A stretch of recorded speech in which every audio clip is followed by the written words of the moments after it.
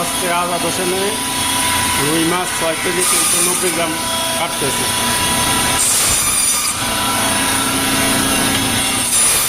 অনেক বড় রুই মাছ।